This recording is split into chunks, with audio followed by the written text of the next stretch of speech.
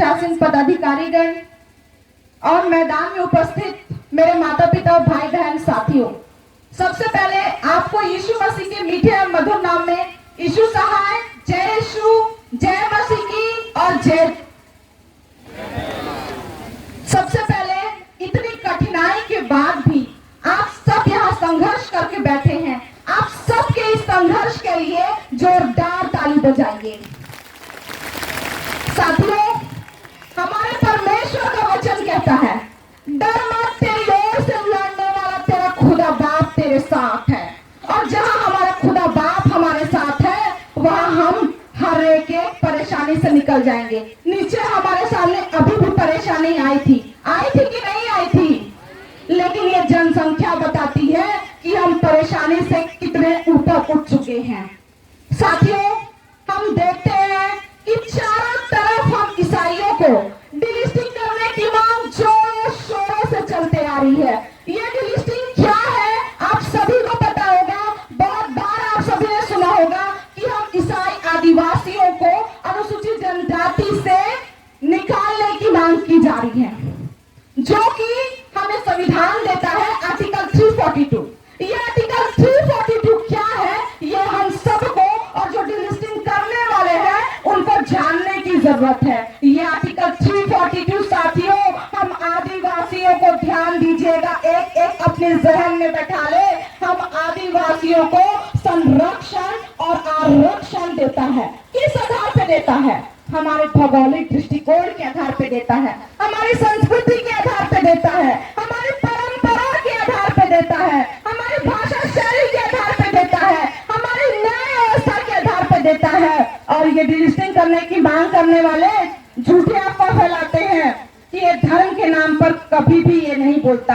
ये हिंदू की बात करता है, ये मुस्लिम की बात करता है, ये ईसाई की बात करता है, ये बात करता है अनुसूचित जनजाति की, ये बात करता है आदिवासी की। और साथियों, आप बताएं आदिवासी कौन?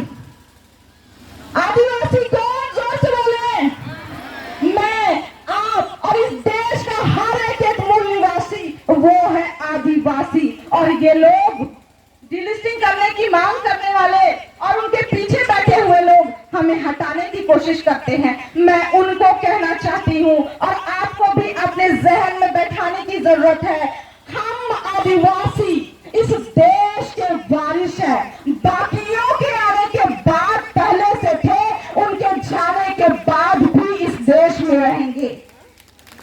साथियों, ये लोग कहते हैं हमें डिलिस्टिंग करने की मांग करते हैं, कहते हैं कि ये आदिवासी संस्कृति और परंपरा को फॉलो नहीं करते। जन्म से लेकर मृत्यु तक हमारी सारी आदिवासी संस्कृति और परंपरा है।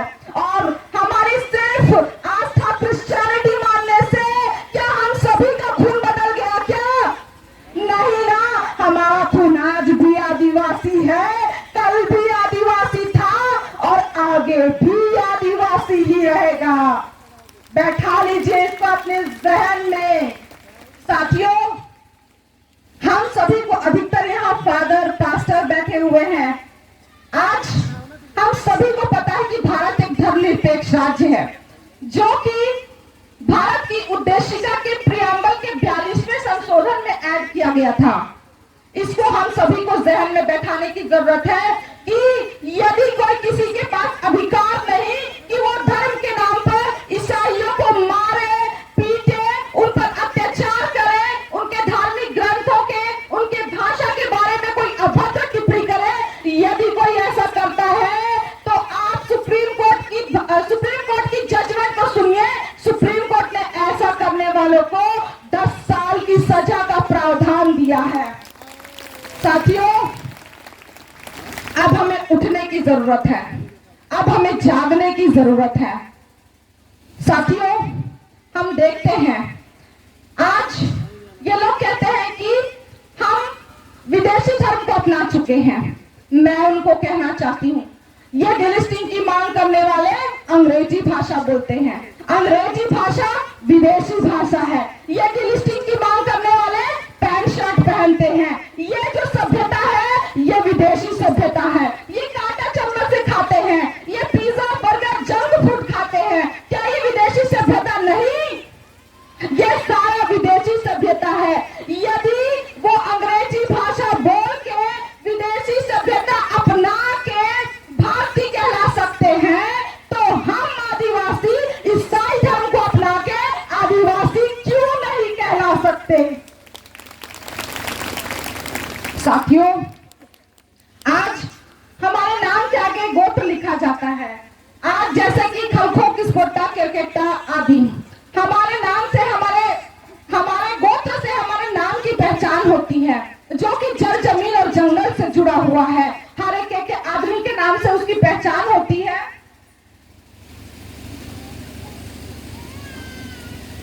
और डिलिस्टिंग की मांग करने वाले अपना गोत्र बताएं। वो अपने गोत्र में लिखते हैं भगत, वो अपना गोत्र बताते हैं प्रधान, कोई बताता है पटेल, और हमें डिलिस्टिंग करने की मांग करते हैं। मैं उनको कहना चाहती हूँ, सबसे पहले आपका डिलिस्टिंग हो जाना चाहिए, आपका डिलिस्टिंग हो जाना चाहिए। साथियों, जैसे मैंने बताया, ये लोग अपने गोत्र में लिखते हैं भगत, पटेल, प्रधान, और भी चीज लिखते हैं जो कि जल, जमीन और जंगल से जुड़ा हुआ नहीं है, जो कि हमारे उराव गोत्र में नहीं आता है, और ये लोग हमें डिलिस्टिंग करने की मांग करते हैं। मैं एक और बात बोलना चाहती हूँ, बहुत जगह ये प्रचलन चलते आ रहा है कि ये भगत में विवाह करते हैं, लेकिन हमारे उराव परंपरा में गोत्र में शादी करना वर्जित है, मना है, और ये साइंटिफिकली भी प्रूव्ड है कि आपको गोत्र में शादी नहीं करना चाहिए।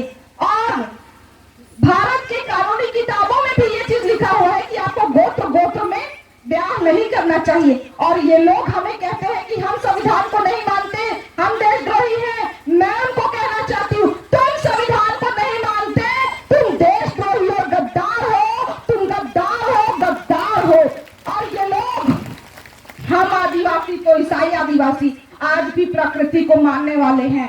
आज हम शादी करते हैं, हम उस सूर्यास्त होने से पहले, हम सूर्य की उपस्थिति में हम शादी करते हैं। और ये शादी कब करते हैं? जब अंधेरा हो जाता है। इस शादी को क्या बोलते हैं? चोरी छोपी शादी को। ये चोरा शादी करते हैं और हमें डिलीट करने की मांग करते हैं। मैं उनको कहना चाहती हूँ, मुझे खड़ा करे, मैं उनको बताऊंगी कि उनको अनुसूचित जनजाति की सूची से हटा देना चाहिए।